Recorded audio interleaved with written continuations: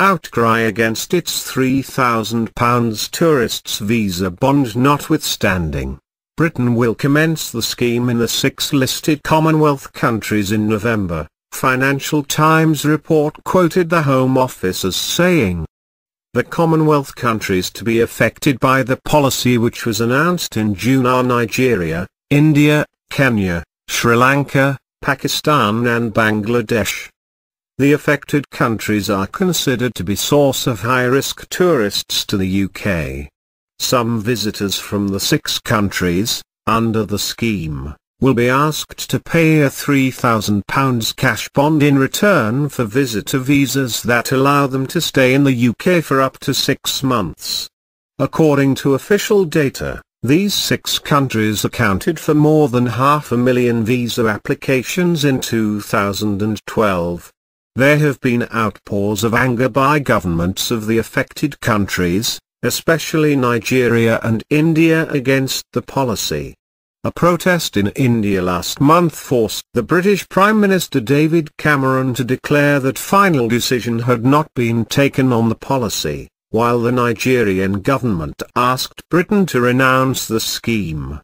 The federal government, through the Foreign Affairs Minister, Olugbinga Ashiru, had in June expressed the strong displeasure of the government and people of Nigeria over the discriminatory policy.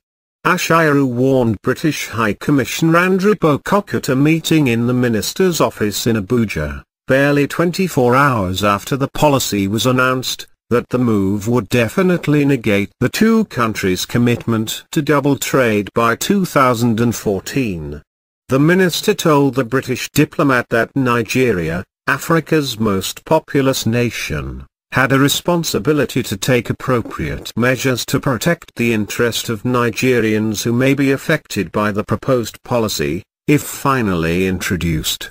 The British High Commission in Nigeria after the meeting issued a statement quoting Pocock as saying that his government planned to undertake a very small-scale trial of the use of financial bonds as a way of tackling abuse in the immigration system, which occurs when some people overstay their visa terms.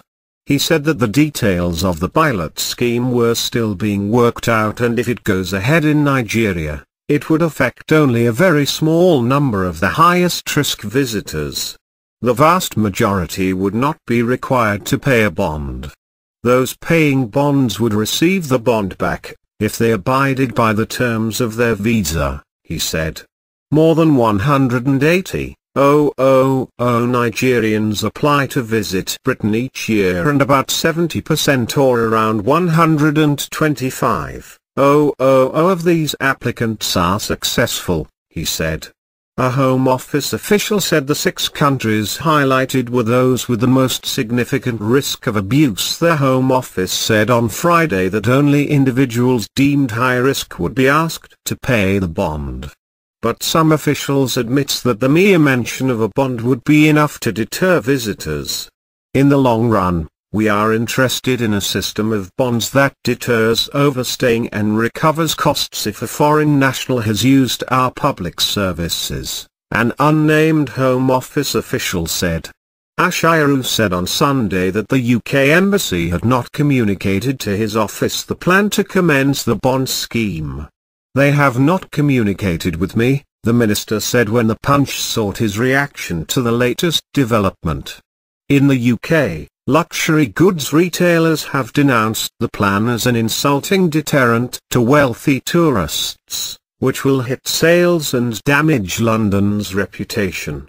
They are urging the government to drop the pilot, saying the restrictions will damage their business if Commonwealth tourists, particularly Nigerians, now the 6th biggest spenders on luxury goods in the UK, are put off.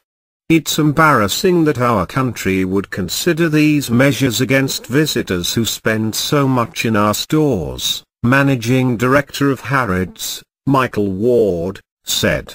There seems to be a deeply frustrating attitude in Westminster that they should do whatever they can to actively prevent people coming to the UK, Ward added.